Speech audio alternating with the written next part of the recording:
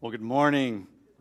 Glad you guys are with us this morning, those that are joining us online. So glad that you are here. We've been in this series, as Tyler mentioned, as he was praying, called Messy, where loving others isn't easy. And we've covered a lot of ground in this series. And I just want to pause for a moment. Just want to say thank you for you guys just being an awesome church, because there has been so many challenges over the last several weeks. We've been in the middle of this series, and I just want to commend you guys as we're just kind of taking the things that we are learning and really working hard to work through just relational messes, because it can get really hard and difficult at times, right? Yeah. We all know that. We all live in this. And so it's easy for me to stand up here and talk about these things, but it's a lot harder to actually live it out and apply it all the time. So we're continuing in this series, and today our title for the day is Stop Pushing My Buttons. Can you guys hear that? Now, how many of you have somebody in your life where all they do is just seems like they push your buttons all the time, right? I can just see everybody at home raising their hands as well. It's like, yeah. Now, here's it. How many of the person that pushes that button, how many of it's them sitting? How many of you have that person sitting next to you right now that pushes your buttons all the time, right? Well, that's common, right? The people that push our buttons the most are typically the people that we are in closest proximity with. But, you could be just going on, just having a great day. We're in this series. You're trying to work hard at applying all this stuff, and it's warm outside, which it's not, but it's warm outside. Let's just pretend the birds are singing. Your day is just going really great. And then all of a sudden, there's just that one person, right? In that one moment, that one instant of time where they just push your buttons and they just drive you absolutely crazy. Now, what typically happens when our buttons get pushed is we tend to get angry, right? We tend to get angry. Now, I just want to kind of just start off by just kind of sharing some things that have come out of studies when it comes to this whole thing called anger. Set my water bottle down there. So just between men and women, the average woman loses her temper about 3 times a week. The average man, a gazillion. No, usually it's twice the amount. Usually for men, it's about 6 times a week. Women get more angry at people, where men get more angry at things, right? Why won't that work? Right? Right? It always comes down to one bolt, one little thing where you're almost done, or it's just such a simple project, or it should be, and men tend to kick computers, tires, things, punch walls, right? Guys tend to get more physical with their anger than women do. So women are more verbal with their anger, where men tend to be more physical. And as I mentioned, the place where we tend to kind of blow up over somebody pushing our buttons is typically in those we're closest with in proximity. A lot of times it could be our spouses. Sometimes it could be our kids, right? There's always people that are in close proximity to us can drive us absolutely crazy, and they go around and everything can be going great, and they're just pushing our buttons one thing after another. Now, here's what I want us to understand. I did this last week when just talking about our topic we looked at last week. So today I want us to understand when it comes to anger, it's okay to be angry, right? We talked about people pleasing last week. It's okay to live in a way that pleases people, as long as we're doing it out of serving them, out of love, we're being Christ-like. But it's when it becomes a trap to us, when then we're just constantly living out of our insecurity and brokenness, trying to keep everybody happy, and we just can't do it, right? It's the same way with anger. All right, there's a right way to get angry, and there's a wrong way to get angry. Matter of fact, in the Bible, it mentions over 300 times that God got angry. Over 300 times. It's almost like one for every day, around somewhere like 65 times it's mentioned that God was angry. Now, typically when God was angry, it was because he was angry against the effects of sin on his creation. Right? Those like the number one times a guy gets angry. And so we have to understand that there is a time and there is a way to get angry. We know that Jesus, when he walked into the temple, he saw that they had turned it into just a big money-making market. right? They were just ripping people off and exchanging money for sacrifices. The Pharisees, and some of them would look at the offering that they brought in, and they would say, well, it's just not quite this lamb, whatever their sacrifice was, there was something wrong with it they would find, and then they would say, well, here's the deal. You can take it over here and sell it, and they would sell it really, for what it was worth, right? They should have got more out of it. It was kind of like insurance companies, right? So anyway, I'm not going to go there. But, so it's worth something, but they're going to give them the net of value, not even give them what the real value is of the Kelly Blue Book or whatever. And then they would say, but we can sell you one without blemish over here for twice the amount. Right. So you can come and worship God. And they were constantly ripping them off, and they would take that one that they brought and they would work it around back to the one that they would sell the next day. Right? So Jesus comes in and he sees what they're doing, and he turns the table over, and he expresses a righteous indignation.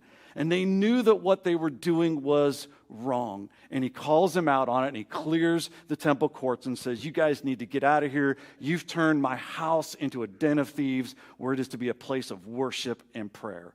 Right? So there is a time to get angry. If somebody threatens my wife or my kids, you better believe I'm going to get angry.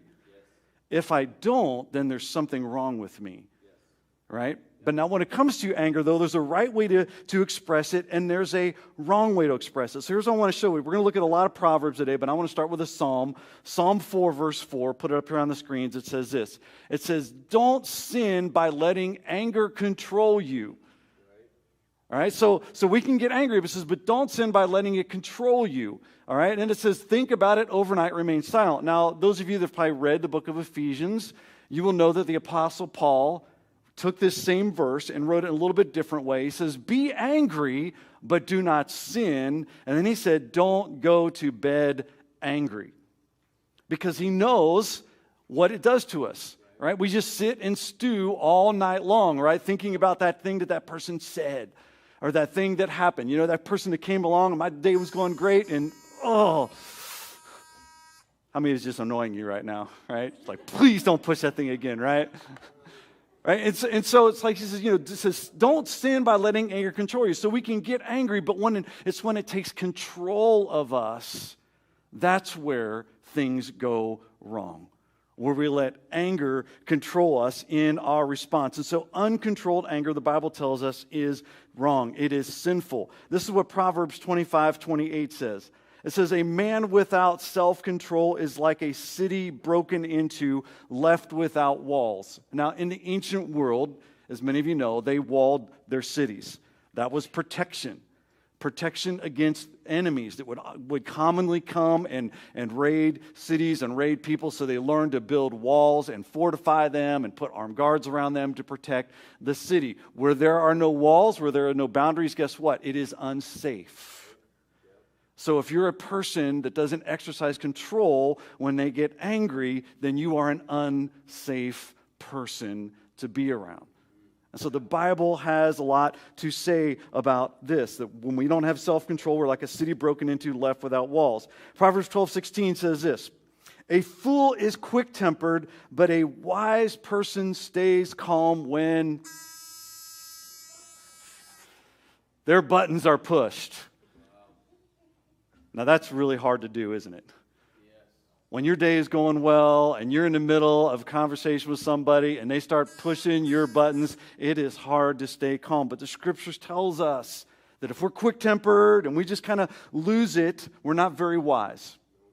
But a wise person is someone that learns how to control their anger, their response when somebody pushes their buttons. Now let's be honest. We all have people in our lives that push our buttons.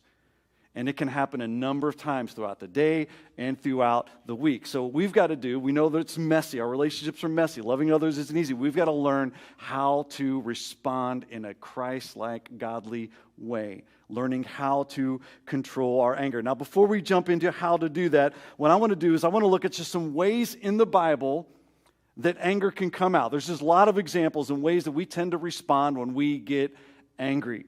All right? So ways anger comes out when we get our buttons pushed, right? And so we're just going to look through 5 different examples. The first one is the exploder, right? How many of you know somebody that's an exploder, right? I mean, as soon as that button gets pushed, I mean, it's like, It's like a volcano. They just erupt, right? And these things happen. These words come out. We're like the skunk, we just run around stinking everything up, right? Some are skunks, some are turtles. Skunks just go around stinking everything up. It's like the volcano that erupts. And now a great example, I think, in Scripture of this is King Saul in the Old Testament, the very first king of Israel. All right, and King Saul, he always seemed to, every time he got his buttons pushed, he just erupted. He would just blow up. He would just overreact to everything. He was what I call the exploder. And there was one point in time where he disobeyed God. We talked about this in this series. He disobeyed God. God told him what to do, and he didn't do what God said to do. And so God sent the prophet Samuel to tell him that the kingdom is being taken away from him and given to another whose heart is after God and willing to obey God, which was King David. And so from that point on, Saul, he just had a lot of anger issues where he would explode. And there was one point in time where his son, Jonathan, who was best friends with David, he's having a conversation with David, and David's like, look, your dad is out to get me. He's thrown a spear at me 2 times when I was playing my harp in the palace, and he is out to get me. And so John said, look, I'm going to go find out whether my dad is really set on killing you or not, because he's jealous of David. He's just got this anger because of his own failure, right? Because he didn't obey God. Now he's resentful. He's got all this anger harboring in the inside. So there's one day when Jonathan is sitting at the table having dinner with his dad, and there's this conversation taking place, and Jonathan's just like telling him, it's like, why are you chasing after David? Why are you doing this? And this is what it tells us in 1 Samuel 20, verses 30 through 33. It says, Saul's anger flared up at Jonathan, and he said to him, you son of a perverse, rebellious woman. Right? It's hard to believe this is in the Bible, right? Now, this is New Living. This is a lot smoother, all right? I'm G rating it, or 13 rating it, all right? He says, you son of a perverse, rebellious woman, don't I know that you have sided with the son of Jesse to your own shame and to the shame of your mother who bore you? He's actually calling his mother a name. All right, verse 31, as long as the son of Jesse lives on this earth, neither you nor your kingdom will be established. Now send someone to bring him to me, for he must die. I mean, he is fuming mad. He's just blowing up. And then Jonathan responds. Verse 32, he says, why should he be put to death? What has he done? Jonathan asked his father. Verse 33, but Saul hurled his spear at him to kill him. Right. So here's a moment where Saul is ready to kill his own son because he has uncontrolled rage and anger going on the inside. And he just explodes to where he's just taking this spear and throwing it at his own son. Now, typically what happens after exploders erupt and overreact is they have great remorse for their actions. And they regret doing the things that they have done. Unfortunately, many times there's things that happen that cannot be undone. And so Saul, over and over again, we see that he's just overreacting. Matter of fact, Saul wasted days of his life. Wasted a lot of hours and days of his life chasing after David. And in one day, David was in a cave with his men. Saul even killed people along the way because they sided with David. All right, so there's a great, great cost when it comes to losing our cool. And so one day, David's in this cave hiding from Saul as he's chasing him down. And Saul comes in the cave to relieve himself. And David goes forward and cuts a little sliver off of his robe. And after Saul leaves, he goes out to the mouth of the cave and he says, look, my Lord, look what I had the opportunity. And then Saul repents. And he says, you've done what's right. And I haven't. And then from that moment on, he stopped chasing David. But over and over and over again, Saul exploded. And when you read through 1 Samuel and 1 Kings, you will just see that it was just a mess that he created. And he brought it upon his whole kingdom. So the first way that we typically respond when somebody's pushing our buttons is there's the exploder. The second one is just the opposite, is the imploder, right? They don't explode outwardly, they explode inwardly. They just hold everything inside. They don't blow up, they clam up. They get silent. This is what I call Crock-Pot anger. You just put it on low, and it just slowly just simmers and stews and just kind of keeps getting warmer and warmer and warmer and warmer, and it's just sitting there. And typically these kind of people, the imploders, they just hold it in, and they live in denial. And you say, you're angry, aren't you? No, I'm not angry. Yeah, you're angry. No, I'm not angry. Yeah, you are. You're angry. No, I'm not angry. When they are, right? It's just like a crock-pot. They're just sitting there stewing. They're imploding. All right? They just slowly stew and burn on the inside. And here's the thing, is that studies have shown from doctors looking at stuff that when you hold it in, it does more harm to you than anyone else. I mean, doctors have shown that it causes ulcers, migraines, right? It causes all kinds of pain and things in our body. Matter of fact, I went to a doctor this past week, and I was talking to him. He said, matter of fact, he said, there's studies that show that when you are holding your anger inside, that it actually affects your rear end. Yeah. So you are a pain in the rear. When you are holding your anger in, it can literally affect you. All right? I'm not kidding. That's true.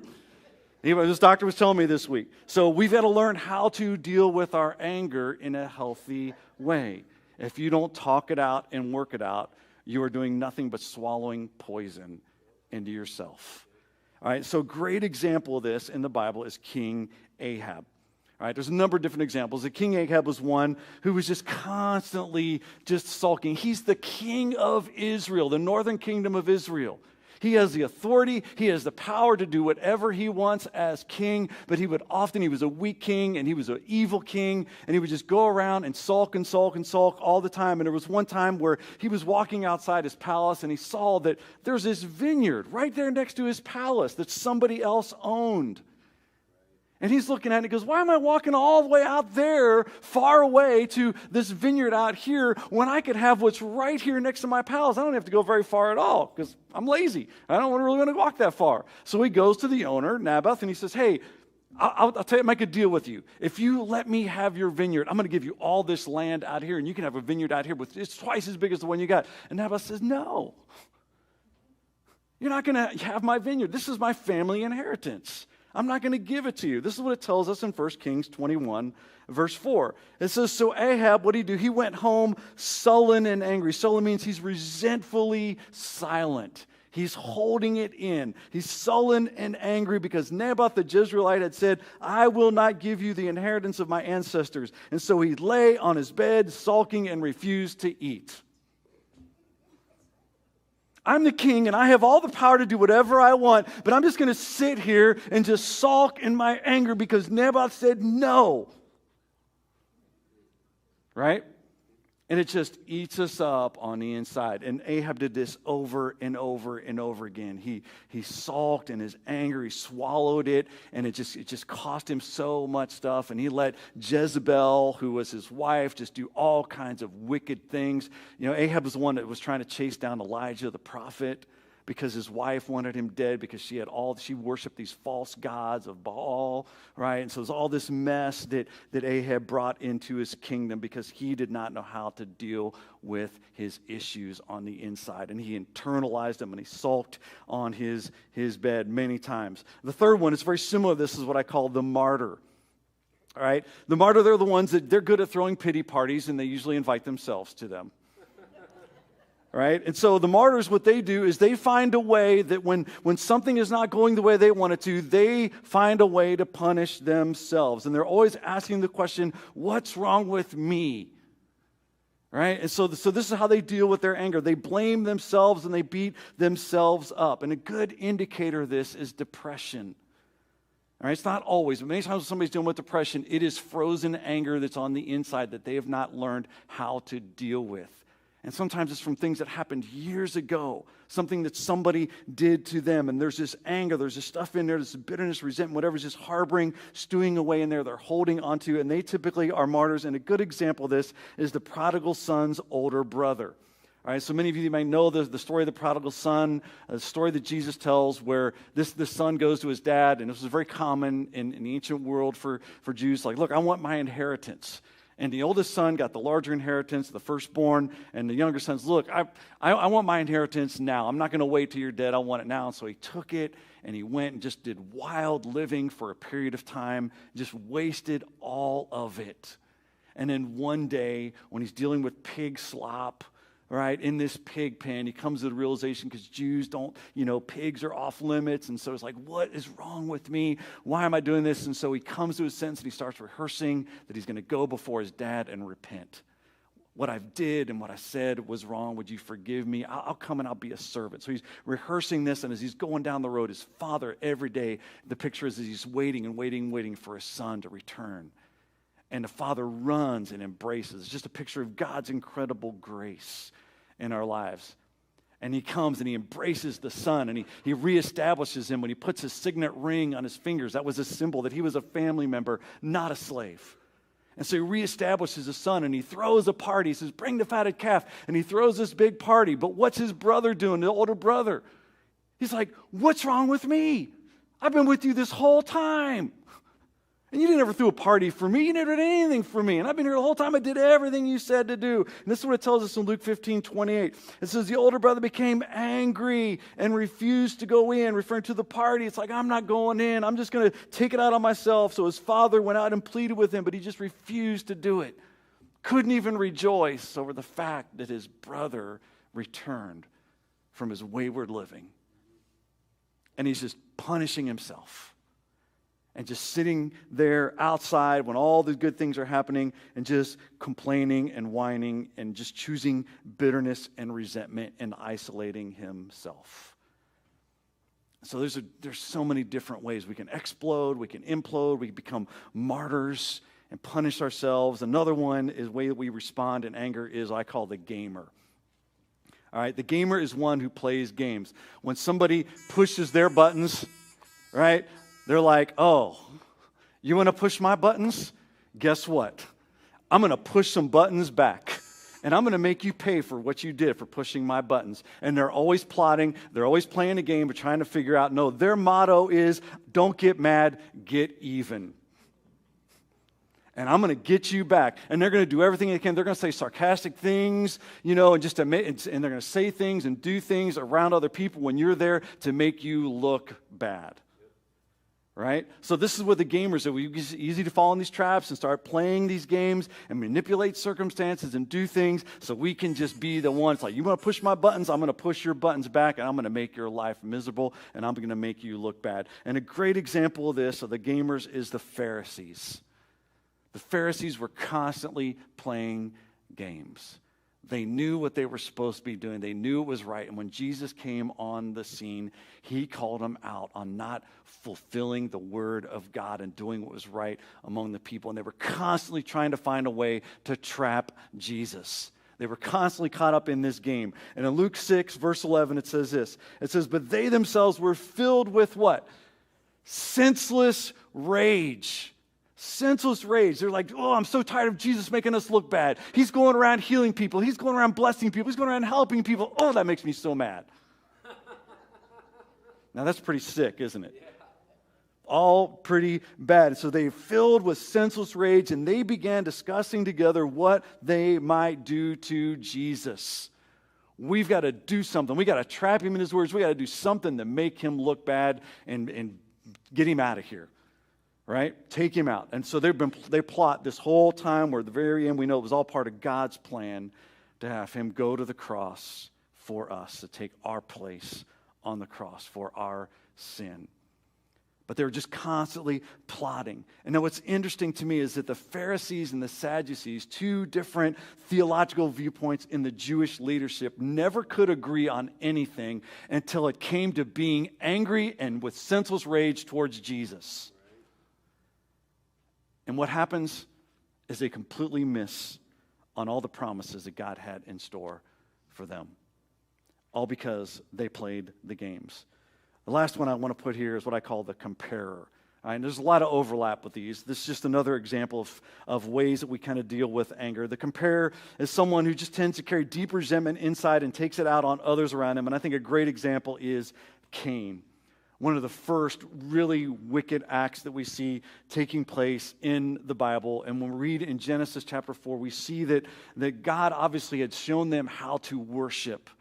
And that Cain and Abel would bring their sacrifices to God. It was an act of worship from whatever they were doing. So we know that Abel, he was a shepherd and he took care of sheep and he would bring the best. And what's the implication is in Scripture is for Cain, he was kind of half-heartedly coming to worship God. He wasn't all in. And so we see what's taking place here in Genesis chapter 4, starting in verse 5.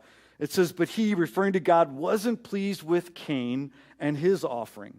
So Cain, what? He became very angry and his face was sad. In other words, he's having a hard time holding back his emotions. He's losing control. He is very angry. It was evident by his appearance. In verse 6, the Lord responds to him. He says, and the Lord said to Cain, why are you angry? Why are you looking so sad? Verse 7, do what is right. So obviously what he was doing, he knew wasn't right. God says, do what is right, and then you will be accepted. If you don't do what is right, sin, I love this. It's a great picture here. Sin is waiting at your door to grab you. Now think about this. Every time somebody comes around us and they start pushing our buttons, what God is telling Cain here is that it's like there's this monster, this anger monster that's on the other side of the door that's just waiting to grab us and pull us in to lose control of our anger. Right? What a great visual. It says if you don't do what is right, sin, it's just waiting there. On the other side of the door, just waiting to grab you. It desires to control you, but you must rule over it. So in other words, God's saying you have the God-given ability to overcome what you're dealing with right now. And you've got to learn how to deal with your anger, Cain, or it's going to be really, really bad. And so Cain, he's just half-hearted. He starts looking what his brother did. God accepted his offering. We start comparing. We start looking with somebody else. Somebody else is doing really good. Why am I not doing so good, right? And just like, I know what I'm supposed to be doing, but I'm not. So we just get angry. We'll hold this inside. Verse 8, it says, Cain said to his brother, he's got this whole plot, just kind of like the Pharisees, planning this whole thing out, comparing himself with Abel's brother. Said, Cain said to his brother Abel, hey, let's go out to the field. Let's go out and toss some ball. Right? Let's go out and hang out. I'd love to hang out with you. We don't know the whole thing here. It says, so they went out, and there Cain attacked his brother Abel and killed him. Totally lost control. And God told him it was right there waiting just to take control. But he knew what he needed to do to deal with it, but he didn't. And it cost him his brother's life. And we know from that moment on, Cain was a marked person, and I'm sure that he lived with deep regret from just losing control of his anger and taking his brother's life, doing something that could not be undone. So we've got to learn how to respond when somebody pushes our buttons in a way that doesn't take it out on ourselves and doesn't take it out on somebody else. And that's what I want to kind of spend the rest of our time is how to respond to button pushers, because they will come all the time. And sometimes you're the button pusher, and so there's things you can learn as well to stop pushing other people's buttons, and as well as us that sometimes will overreact by letting other people push our buttons. So how do we respond? Look at a couple of simple things here. The first one, number one, is this. This is just simply to understand the cost of uncontrolled anger. That there is a cost to it. Matter of fact, I was reading this morning, in my one-year Bible where Jesus says, if you want to follow me, you have to count the cost. All right, there's a cost to everything we do. And so there's a cost that comes when we lose control of anger. For Cain, as I just mentioned, it cost his brother's life. And from that time forward, it was a hard life for Cain. For Ahab, he lost respect as a leader, as the king of Israel. And it brought great wickedness throughout the land because of how he did not deal with the issues that were inside. The prodigal son brother, he missed out on what God was doing in his brother's life, and he punished himself. The Pharisees missed their Savior, the very one that they were waiting for. And they were the experts in the law. They were Bible scholars, right? And they missed Jesus. because of their senseless rage. King Saul was willing to destroy his relationship with his very own son over uncontrolled anger against David. So we need to understand that there is a cost to uncontrolled anger. So we're going to look at a number of more Proverbs here. There's so much in the book of Proverbs on wisdom, simple principles to live by. Proverbs 14:29 tells us this. People with understanding control their anger. A hot temper shows great foolishness. So when we understand that there's a cost, and I'm sure that most of you in the room here, we all understand now when we've lost our cool that there was a cost. It cost us something, right? It cost some really heartache maybe in a marriage, where now we got to work through a lot more stuff that would have been a lot easier had I not lost my cool and responded in the way I responded, or with a child, or in just any kind of relationship, because this life is all about relationships. It cost us something, or we damaged something, we broke something, we dented the car door, right? It won't run anymore because we threw a screwdriver right into the center of it because it wouldn't fix it, right? So we understand that there's a cost, and when we understand that, it helps us to respond in a less foolish way. Proverbs 15:18 says this, a hot-tempered person starts fights. A cool-tempered person stops them. So you can ask yourself a question. How often do you get into verbal arguments and fights? Right? It can happen quite a bit, right? So we can stop and ask ourselves, okay, am I losing my control? Am I the one that's causing these fights? And I need to learn how to not be the one that's going to just explode or implode or whatever to cause these fights, but be the one that's a cool-tempered person, understanding that there's a cost so that I can stop those arguments, those fights when things start to get out of control, because there is a great cost if I'm not careful. Here's another one. Proverbs 19:19 says this. Hot-tempered people must pay the penalty.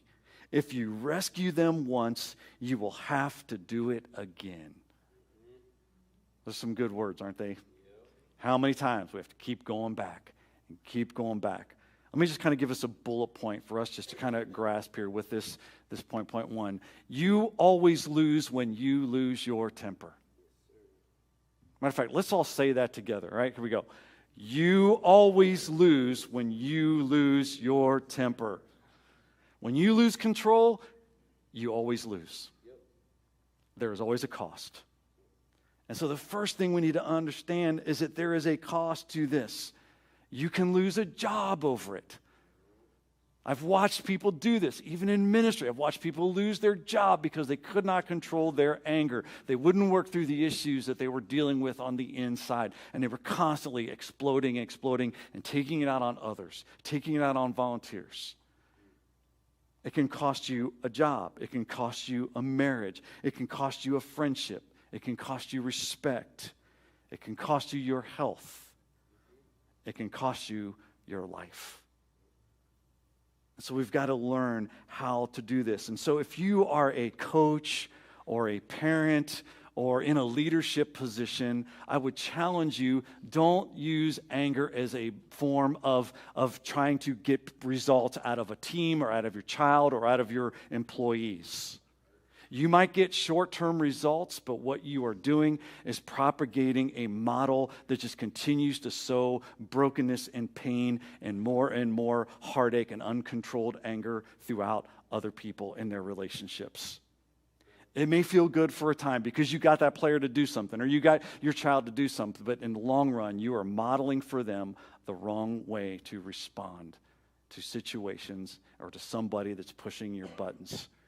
All right, so we got to learn how to control it. There is always a cost. And uncontrolled anger always destroys relationships. Matter of fact, it is the number one thing. When my wife Cindy and I, we would do marriage courses, it was the number one thing that always came up between husbands and wives was men that did not know how to control their anger. And so we've got to learn that there is a cost to it. The second thing, number two, this is a hard one. Listen to the button pusher's pain, not their words. Now, I'm telling you, it is really hard when somebody's in your face and they're just going off and they're just doing something and saying something that's pushing your buttons, it is hard to look past their words, right? Everything inside of you, just like, right? You're either going to explode, or you're going to implode, or you're going to be a martyr, whatever. But what Scripture tells us, we got to look past their words and listen to their pain. You've heard me say this. I got this from Pastor Rick Warren out of Saddleback. He's always said, hurting people hurt people. People that are in pain express pain. Jesus tells us what? Out of the abundance of the heart is what the mouth speaks.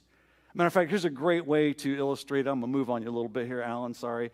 I've got this tube of black paint here. All right, I'm going to take the cap off of it. I'm glad you're sitting here in the front row, Mike. Yeah, you can move out of the way, Jen. I'm just going to, So here's what I want to understand. So inside this tube of black paint is black paint, all right? And so what you understand is that when you start pushing somebody's buttons and you can't control your anger, it's kind of like somebody stomping on this tube of black paint. And what's going to come out of it, right? Somebody like, did he really do it? No, I didn't really do it. I didn't want to push his buttons too bad. He could probably take me out. But what would happen if I stepped on it, I stomped on it? It's going to spew black paint all over. And it's going to be really hard to clean it up. And that's what happens when we lose control. And so what we got to be able to do is we got to stop for a moment and just think about the word. So how many of you have ever played the game Taboo? That's where I got this button from. How many played the game Taboo? All right, so here's the thing we have to understand. When you're playing the game of Taboo and you see the word come up that you've got to try to convey to who's on your team, all right, you kind of have to take a moment and think about, listen, and take a moment and think about it, right? But it's hard sometimes to look past the words because we're just feeling pain inside of us, and all these things want to come out. I'm jumping ahead of myself. Let's look at Proverbs 19:11. This is what it tells us. It says, sensible people control their temper. They earn respect by what? By overlooking wrongs. It's hard in the heat of the moment to listen to the pain. All right, we know this in just doing marriage courses, and anytime you're in relationships, when a woman feels unloved, they tend to respond in an unloving way. Husbands, let me say that. Those of you that are dating, men, when a woman responds in an unloving way, it's because they tend to not feel loved. When a man responds in a disrespectful way, it's because they tend to not feel respected. It's what comes out of us. We need to understand. We got to listen to what's coming out, what they're saying, not the pain. Not the words they're saying, just button, but listen to the pain behind the words. That's what we've got to listen for and to overlook. We earn respect by overlooking wrongs, and it's really hard to do, which brings me to the third thing. Number 3, I'll get back to the game here, is to take a moment to think before you speak. Now, if you ever played the game of Taboo, how many of you said you played the game of Taboo? You draw the card, right, and they turn the hourglass over, and you got only amount of time to try to get through so many cards. But on that card is a list of words that you cannot say to describe your word. So what do? You stop for a moment and you think about how I can communicate this and help my team guess it, so that the other person on the opposite team doesn't push your buttons because you said the wrong words. Now think about if we could apply that to everyday life. If we just took a moment to think about the words that the other person is saying and be able to respond in a way that's not going to get more buttons pushed, right? We have to take a moment and think about it so that we can respond in a healthy way. Proverbs 29:11 tells us this. Fools vent their anger, but the wise quietly hold it back. Don't give the other party a chance to push your buttons. Think about the words you're going to say. All right? Fools vent their anger, but wise, we're going to quietly hold it back. Proverbs 15:28 tells us this. The heart of the godly does what? Thinks carefully. thinks carefully before speaking. The mouth of the wicked just overflows. And you know, like when we're playing the game of taboo, you're like, you're trying to get it out as fast as you can. And many times that button gets pushed because we're being careless on what we're saying. But if we could learn to apply that in our relationships, when somebody's pushing our buttons and we're starting to lose, just to take a deep breath, listen to the pain, think about how we're going to respond, think of the words that we're going to say so we don't just keep pushing buttons. Which brings us to the fourth thing, number 4, and that is to watch what you say. You got to pause and think before you respond, but then you got to watch what you say, because it'd be easy to say one of the words. You're playing the game of taboo, right? Just think of relationships as a game of taboo, right? So now you got to watch what words you're going to say, because you know that when you say the wrong words, it doesn't go very well. Right? The buttons just keep pushing and pushing and pushing. So you need to take a moment and watch what you say. This is what Proverbs 21:23 tells us. It says, watch your tongue and keep your mouth shut, and you will stay out of trouble. Now I want every one of you to stick your tongues out and see if you can see your tongue. Some of you are like...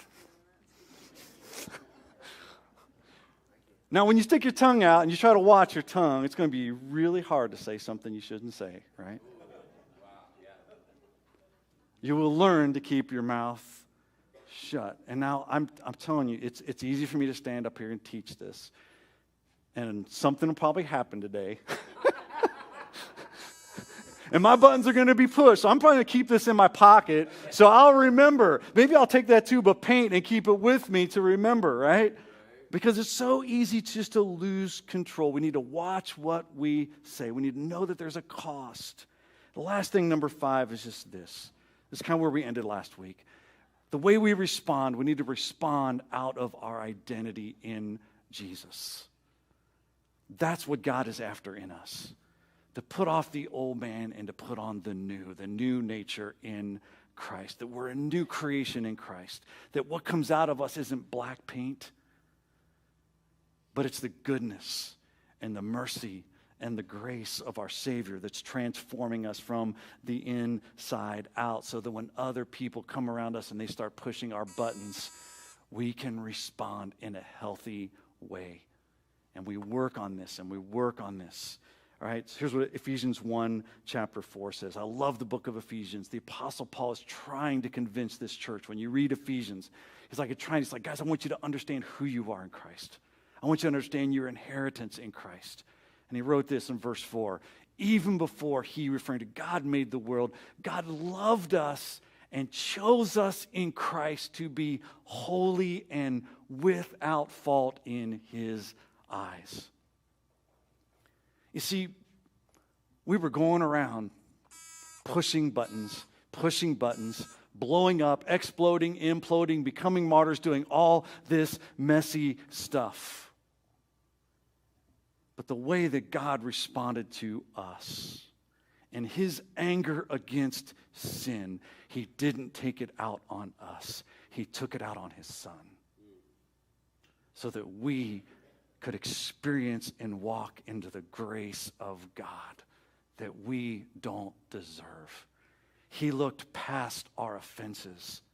He looked past of all the button pushing, all the black paint that we were just splattering all over. In our sinful state, he looked past us with compassion and grace and poured out his life on the cross for us, so that we could be transformed and learn not to continue in the habits and the patterns of this world, but that when others push our buttons, what oozes out of us is the grace of our Savior that he gave us. Amen? Amen. Let's pray.